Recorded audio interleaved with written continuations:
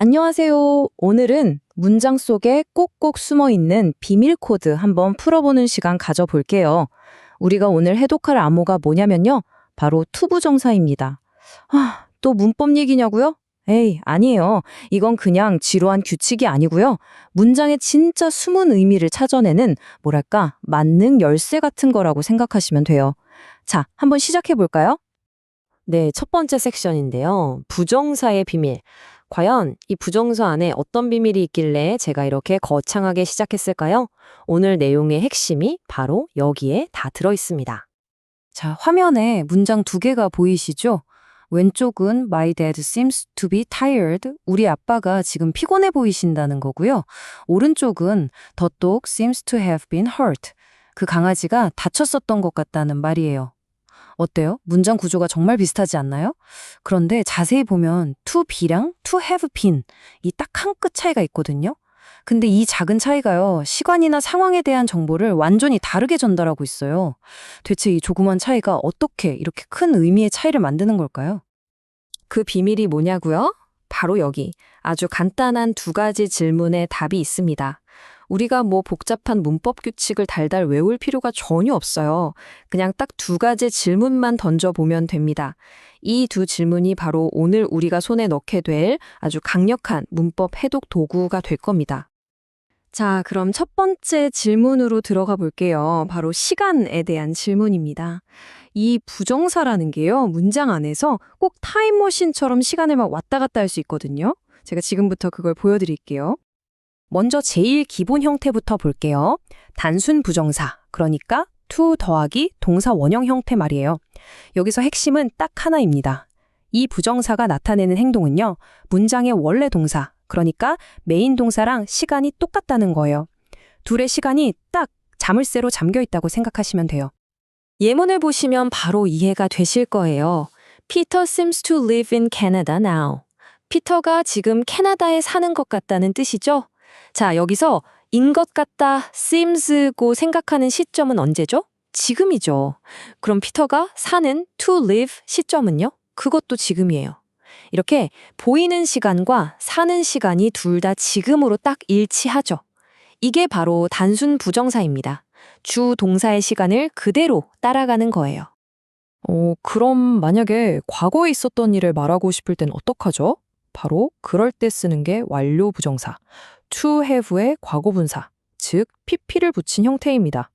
이 형태를 쓰는 순간 부정사의 행동은 주 동사보다 한 단계 더 과거로, 말 그대로 시간 여행을 슝 하고 떠나는 거예요. 자, 이 예문도 한번 보시죠. Peter seems to have lived in Canada. 이건 피터가 과거에 캐나다에 살았던 것 같다는 뜻이거든요. 여기서 뭐뭐인 것 같다, seems, 고 생각하는 건 지금인데 피터가 살았던, to have lived, 그건 과거의 일인 거죠. 어때요? 이렇게 완료 부정사는 현재 시점에서 과거에 있었던 일을 얘기할 수 있게 해주는 진짜 유용한 도구랍니다. 자, 이걸로 시간의 비밀은 어리가 풀었습니다. 그럼 이제 두 번째 질문으로 넘어가 봐야겠죠? 이번 질문은 바로 태에 관한 건데요. 쉽게 말해서 누가 그 행동을 했는가에 대한 이야기입니다. 두 번째 질문은요, 정말 간단합니다. 그냥 이렇게 물어보면 돼요. 그래서 그 행동을 누가 했는데, 이 질문 하나만 딱 던져보면 문장의 주어가 행동을 직접 하는 건지 아니면 행동을 당하는 건지 바로 알 수 있어요. 우리가 아는 능동태, 수동태를 구분하는 거죠. 바로 이 수동 부정사라는 건 문장의 주어가 행동의 대상이 될 때 쓰는 거예요. to be pp나 to have been pp 같은 모양을 하고 있죠. 핵심은 뭐냐면 주어가 직접 뭘 하는 게 아니라는 거예요. 오히려 주어한테 어떤 일이 일어나는 거죠. 이 예문을 보시면 바로 느낌이 오실 거예요. The house needs to be painted. 그 집은 칠해져야 한다. 집이 갑자기 팔이 쑥 나와서 스스로 페인트를 칠할 수는 없잖아요. 그쵸? 집은 칠해지는 대상, 그러니까 행동을 당하는 쪽이란 말이죠. 바로 이럴 때 to be painted를 쓰는 겁니다. 자, 그럼 조금 더 복잡한 예시 한번 볼까요? I am happy to have been invited to the party. 파티에 초대받아서 기쁘다는 뜻이죠. 자, 이 문장에는 우리가 배운 개념 두 개가 다 들어있어요. 먼저, 기쁜, happy건 언제죠? 지금이죠. 근데 초대받은 to have been invited건 과거의 일이잖아요. 그리고 내가 초대한 게 아니라 초대받은 거니까 수동태고요. 이렇게 과거에 내가 당했던 일을 말할 때 바로 이 to have been 형태를 쓰는 겁니다. 자, 이제 드디어 클라이맥스입니다. 지금까지 우리가 배운 두 가지 질문, 시간과 태를 한번 합쳐볼 거예요. 이걸 합치면 부정사가 가진 완전한 메시지를 해독할 수 있게 됩니다. 지금 화면에 보이는 이 표가 바로 부정사의 모든 비밀을 푸는 마스터키입니다. 가로축은 시간, 즉 단순이냐 완료냐를 보여주고요. 세로축은 태, 능동이냐 수동이냐를 보여주죠. 이 네 가지 조합만 딱 이해하면 앞으로 어떤 부정사를 만나도 그 의미를 정확하게 캐치할 수 있어요. 중요한 건 뭐다? 이건 외우는 게 아니라 이해하는 겁니다. 아주 논리적인 시스템이거든요. 자, 그럼 이제 이 지식을 실제 문장에 한번 써먹어 볼 시간입니다. The book seems to have been written a long time ago. 문장이 조금 길어 보이죠? 괜찮아요. 걱정 마세요. 우리에겐 이제 강력한 해독 도구가 있잖아요. 그 책은 오래전에 쓰여졌던 것 같다. 자, 이 문장 같이 한번 분석해보죠. 자, 우리가 가진 두 가지 질문 차례대로 한번 던져볼게요. 첫째, 시간은 언제죠? to have been이니까 완료 시제네요. 그러니까 책이 쓰인 건 뭐뭐인 것 같다고 생각하는 지금보다 더 과거의 일이라는 뜻이죠. 자, 둘째, 태는요. 뭐뭐빈 written이니까 수동태죠. 책이 자기 자신을 쓸 수는 없으니까요. 자, 그럼 이 두 가지 정보를 합쳐봅시다. 지금 보니까 그 책은 과거에 누군가에 의해 쓰여졌다. 어때요? 완전한 의미가 딱 드러나죠? 바로 이겁니다. 좋아요.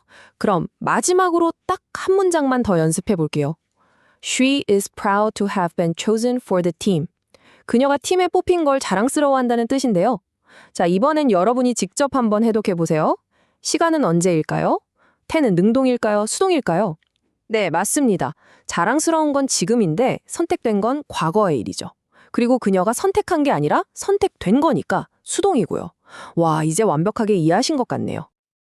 자, 그럼 오늘 배운 내용들을 깔끔하게 정리해 볼까요? 이제 여러분 손에 어떤 상황에서든 쓸 수 있는 아주 강력한 문법 도구가 쥐어진 셈입니다. 당신만의 이 가지 질문, 부정사 해독기, 바로 이거예요. 앞으로 투부정사를 딱 만나면 이 두 가지나 물어보세요. 첫째, 이거 언제 일어난 일이지? 지금? 아니면 옛날? 둘째, 그래서 누가 한 거지? 주어가 직접 했나 아니면 당했나? 이 두 질문만 있으면 여러분은 이제 완벽한 부정사 해독기를 갖게 되는 겁니다. 그러니까 이제 더는 무슨 용법 이런 복잡한 규칙들 억지로 외우려고 애쓰지 마세요. 정말 중요한 건 암기가 아니거든요. 올바른 질문을 던져서 그 의미를 스스로 파악하는 능력, 바로 그겁니다. 그리고 여러분은 오늘 그 능력을 확실하게 얻으셨습니다. 자, 오늘 여러분이 손에 넣은 이 새로운 문법 도구로 앞으로 또 어떤 문장들의 비밀을 발견하게 될까요? 이제 여러분은 영어 문장을 훨씬 더 깊고 정확하게 들여다볼 준비가 모두 끝나셨습니다.